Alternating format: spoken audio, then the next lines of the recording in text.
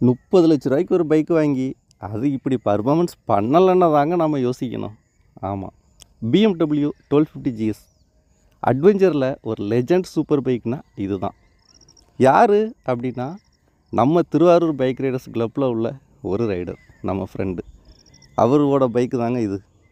ஆமாம், அடுத்தடுத்த ரைடெலாம் நிறையா போக போகிறோம்.